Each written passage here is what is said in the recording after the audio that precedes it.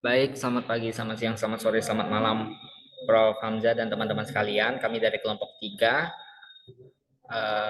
akan membahas tentang baterai. Mungkin next slide. Oke, sebelum kami mulai, mungkin izinkan kami memperkenalkan diri terlebih dahulu. Next. Baik, sebelumnya perkenalkan, nama saya Anan Aldi dari Kimia 21.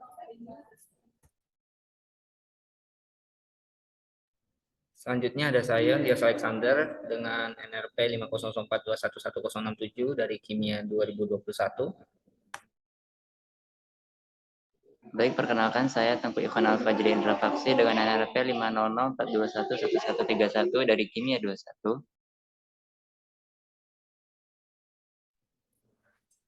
Baik, untuk presentasinya akan dimulai dari zinc air battery.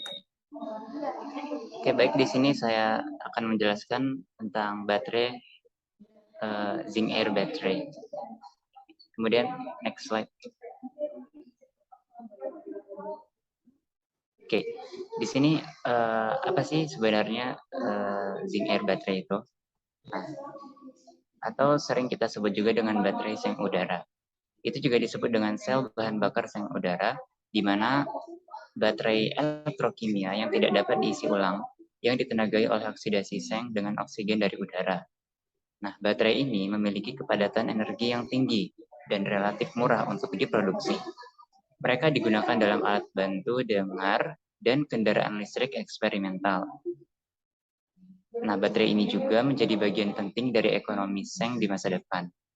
Nah, pada gambar ini terlihat struktur-struktur dari zinc air battery tersebut. Kemudian next slide. Oke. Nah, yang kedua itu mengenai reaksi dari zinc air battery ini. Yang pertama, baterai seng udara ini terdiri dari anoda logam seng yang digabungkan dengan oksigen melalui katoda udara. Nah, gas oksigen ini dimasukkan ke dalam baterai melalui katoda udara. O2 atau oksigen pada dasarnya adalah sumber reaktan katoda yang tidak terbatas karena oksigen di atmosfer. Nah, seperti sistem logam-logam udara lainnya, katoda udara merupakan komponen yang sangat penting dari sistem ini. Logam seng bereaksi dengan gas oksigen, menghasilkan listrik menurut reaksi pelepasan berikut. Nah, di sini terlihat reaksi discharge, dari mana ini dari anoda ke katoda. Ada reaksi pertama anoda yaitu Zn plus 4 OH-, kemudian menjadi ZnOH 42- plus 2 elektron, kemudian ada reaksi dua anoda, katoda, dan reaksi sel akhirnya yaitu Zn ditambah setengah O2 menjadi ZnO. Next slide.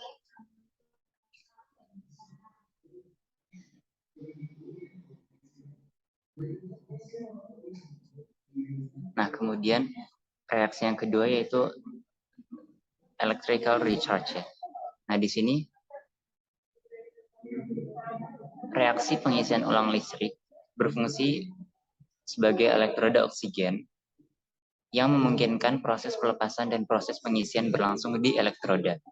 Nah, hal ini dilakukan dengan katalis yang dapat mereduksi gas oksigen dan mengoksidasi kompleks oksida logam.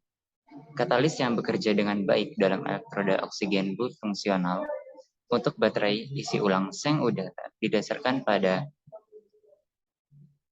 La, S, R, Mn, dan Ni. Nah, keempat unsur ini merupakan elektroda yang berfungsi pada baterai zinc air battery. Kemudian katalis seperti ini memungkinkan sel seng udara berputar lebih dari 100 kali di udara pada suhu kamar menggunakan elektrolit alkali. Nah, katalis harus berada dalam elektroda oksigen yang tahan korosi dan mempertahankan integritas struktural.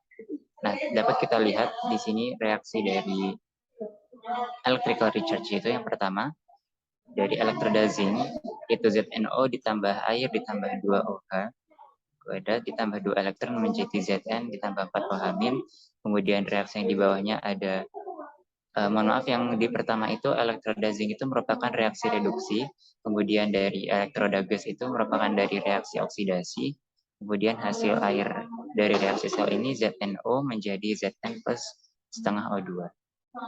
Kemudian next slide.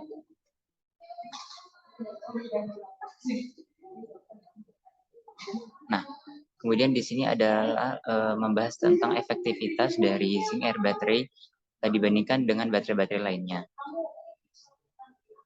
Nah, kemampuan arus dan daya sistem sebanding dengan luas permukaan katoda pernapasan udara. Nah, untuk arus dan daya yang lebih besar diperlukan sel dengan luas permukaan yang lebih besar. Untuk arus dan daya yang lebih kecil, sel yang lebih kecil dapat digunakan. Nah, baterai zinc air ini dibandingkan dengan bahan kimia isi ulang lainnya, ZnR baterai ini membutuhkan pengatur udara untuk pemasukan dan pengeluaran udara untuk memungkinkan proses kimia. Next slide. Nah, kemudian yang terakhir yaitu membahas tentang kelebihan dan kekurangan dari zinc air baterai ini. Sel primer zinc air ini sangat populer sebagai baterai alat bantu dengar dan telah digunakan selama bertahun-tahun. Nah, baterai seng udara besar juga digunakan di militer untuk memberi daya pada perangkat elektronik. Nah, adapun keunggulan atau kelebihan dari sistem zinc air baterai ini, yaitu yang pertama biayanya rendah, kemudian masanya ringan, dan ramah lingkungan juga. Kemudian kekurangannya itu ada tegangan sel rendah, dan juga elektrolitnya kaustik. Mungkin seperti itu, dilanjutkan dengan teman saya.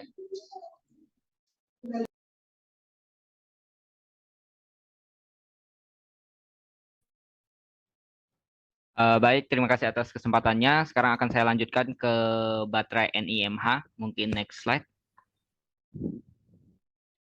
Oke, berikut ada gambar baterai NiMH itu sendiri. Next. Oke, baterai NiMH atau yang sering kita kenal dengan baterai nikel metal hidrida terdiri dari plat positif yang mengandung nikel hidroksida atau NiOH sebagai bahan aktif utamanya. Lalu ada plat negatif yang terutama terdiri dari paduan penyerap hidrogen. Kemudian juga ada pemisah yang terbuat dari serat halus, elektrolit alkalin, wadah logam, dan pelat penyegelan yang dilengkapi dengan ventilasi keselamatan yang bersifat self-resealing. Oke, next slide.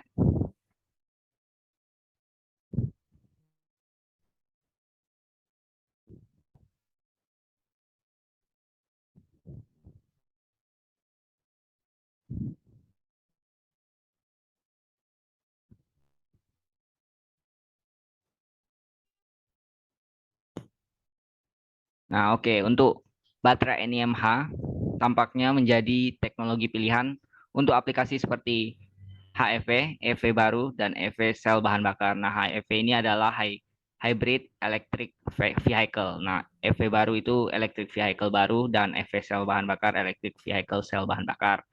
Nah, dengan kemajuan baterai NiMH selama beberapa dekade terakhir, prototipe baterai NiMH dengan energi spesifik lebih dari 100 watt-hour per kilogram telah dibuat. Sedangkan daya spesifik telah meningkat dari 150 menjadi lebih dari 1000 watt per kilogram. Next.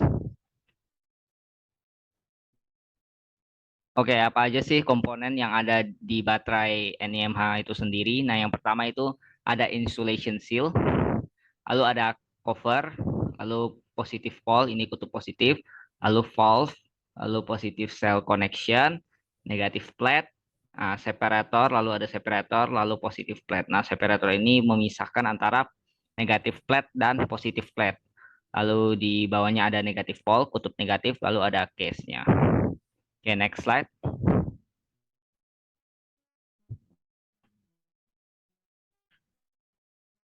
Oke, untuk reaction sendiri. Nah, di sini kita bisa lihat untuk reaction-nya ada negative electrode yaitu hydrogen storage alloy, lalu ada positif elektrodnya nickel hydroxide. Nah, di sini kita bisa lihat bahwa elektron itu mengalir dari anoda menuju katoda. Nah, di sini anodanya yaitu MH, yaitu metal hydride, lalu ada elektroda positifnya yaitu katoda, itu adalah nikel hidroksida. Nah, untuk reaksinya akan saya jelaskan di slide berikutnya. Oke, next slide.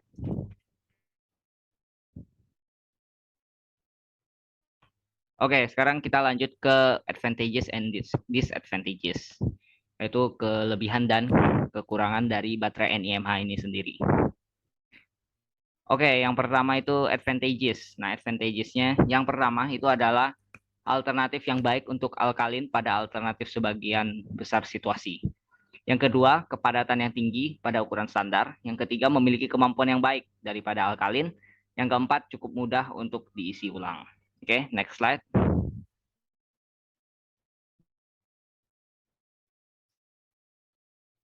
Oke, karena ada kelebihannya, maka juga ada kekurangannya, yaitu disadvantages-nya. Yang pertama itu adalah lebih mahal daripada baterai Ni cat atau nicat.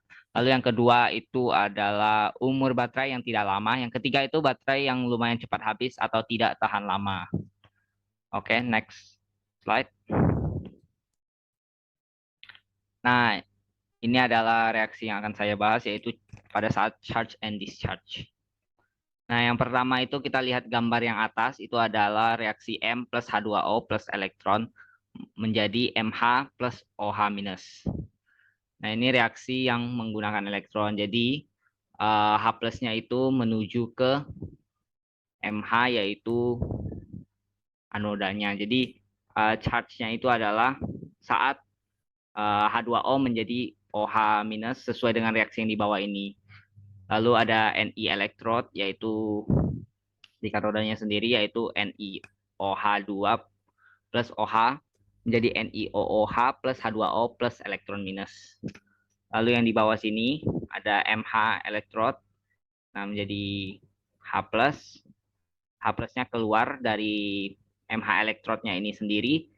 Lalu terjadi perubahan antara OH menjadi H2O. Nanti reaksi yang di atas ini M plus H2O plus elektron minus menjadi MH plus OH minus pada MH elektrod ini diputar saja menjadi MH plus OH minus menjadi M plus H2O plus elektron minus. Jadi OH minusnya menjadi H2O.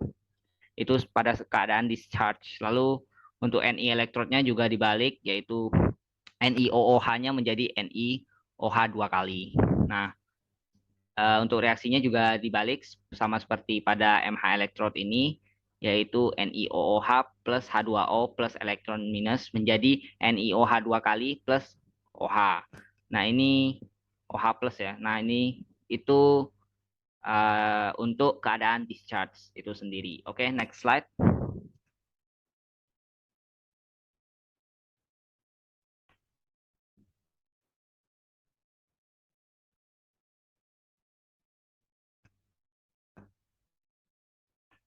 Oke, mungkin itu aja untuk NiMH, baterai NiMH akan dilanjutkan oleh teman saya, Hanan, untuk lithium primary battery-nya. Sekian dan terima kasih. Selanjutnya, saya Hanan Aldi akan menjelaskan mengenai lithium primary batteries atau baterai lithium primer. Jadi, baterai lithium primer adalah jenis dari baterai lithium unrechargeable, yang artinya baterai ini hanya dapat dipakai sekali dan tidak dapat diulang ulang. Dengan karakteristik utamanya adalah lithium sebagai elektroda atau anoda dan memiliki kerapatan energi yang sangat tinggi. Tingginya kerapatan energi tersebut menyebabkan mengapa baterai lithium bersifat primer karena akan mengalami ledakan saat proses charging. Baterai ini sudah diaplikasikan di hampir semua perangkat elektronik. Untuk baterai lithium primer ini biasanya digunakan dalam kalkulator dan jam tangan. Berikut adalah gambar dari baterai lithium primer. Selanjutnya, jenis-jenis dari baterai lithium primer.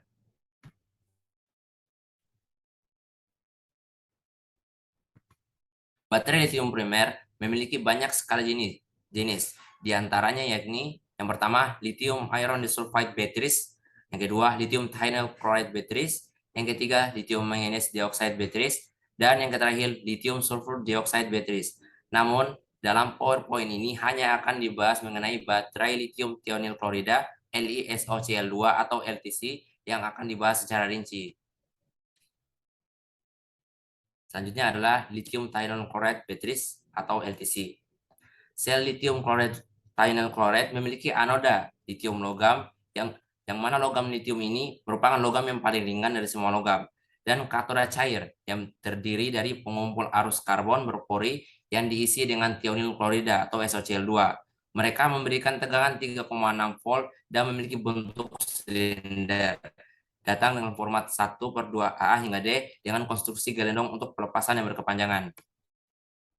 Selanjutnya karakteristiknya. Lithium thionyl chloride LTC adalah baterai sel primer tipe basa. Sederhananya, itu artinya baterai ini memiliki cairan korosif di dalamnya. Tidak seperti baterai kering, dalam hal ini elektrolit dalam LTC ini berbasis thionyl klorida yang tersulfonasi dan berfungsi sebagai elektroda positif. Nah, perbedaan utama antara baterai ini dan jenis baterai lithium lainnya adalah bahwa pada baterai LTC ini itu tidak dapat diisi ulang setelah habis.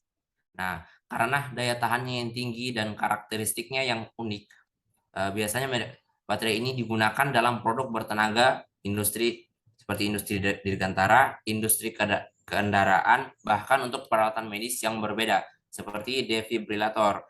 Baterai ini menunjukkan beberapa kualitas yang baik seperti masa pakai yang tahan lama dan kinerja yang fantastis. Baterai ini banyak digunakan di banyak bidang industri.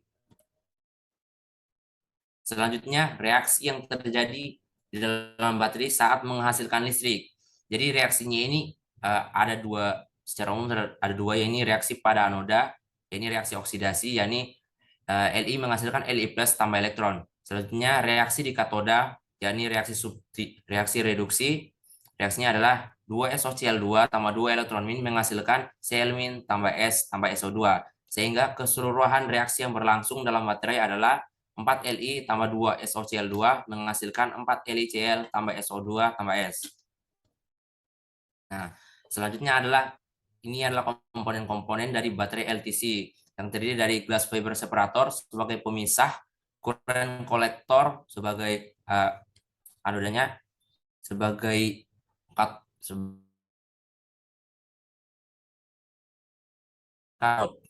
dan ini merupakan, dan gambar di kanan ini merupakan perbedaan baterai lithium primer dibanding dengan baterai-baterai lainnya, dan dapat terlihat dengan jelas bahwa baterai lithium primer ini merupakan baterai dengan densitas energi yang sangat tinggi sehingga akan menghasilkan energi yang sangat besar. Oke, selanjutnya kelebihan dan kekurangan dari baterai lithium primer ini. Yang pertama, kelebihannya, baterai ini memiliki kepadatan energi yang tinggi. Yang kedua, self discharge-nya rendah atau kurang dari 1% per tahun. Yang ketiga, pemulihan tegangan cepat setelah penyimpanan jangka panjang. Yang keempat, elektrolit yang tidak mudah terbakar. Yang kelima, disetujui untuk digunakan dengan desain yang aman secara intrinsik. Yang keenam, kisaran suhu pengoperasiannya minus 55 derajat Celcius hingga 85 derajat Celcius, sehingga dapat digunakan pada suhu yang tinggi maupun pada suhu yang rendah. Yang ketujuh, hingga 10 tahun masa operasi tergantung pada aplikasi dan tingkat pengambilan sampelnya, sehingga baterai lithium ini memiliki masa daya tahan yang sangat panjang. Dan yang terakhir, baterai ini cocok untuk perangkat dan sistem pelepasan yang berenergi rendah. Nah, ini merupakan discharge karakteristik dari baterai lithium. Jadi seperti yang kita lihat pada gambar ini, bahwa baterai lithium ini memiliki karakteristik yang hampir sempurna, di mana baterai ini menghasilkan energi yang konstan selama masa discharge-nya, dan ketika akan mau habis, baterainya itu akan hampir langsung berhenti, sehingga tenaga yang ada di baterainya ini tidak menurun secara kontinu. Terakhir, kekurangan disadvantage pada baterai lithium ini. Yang pertama, harga dari baterai lithium ini sangat mahal, sehingga baterai ini lebih cocok dipakai dalam bidang industri. Yang kedua, baterai LTC ini bersifat primer, sehingga tidak dapat di-charging. Dan ketiga, kerapatan energi yang tinggi menyebabkan baterai LTC ini mudah meledak jika terkena api atau suhu tinggi.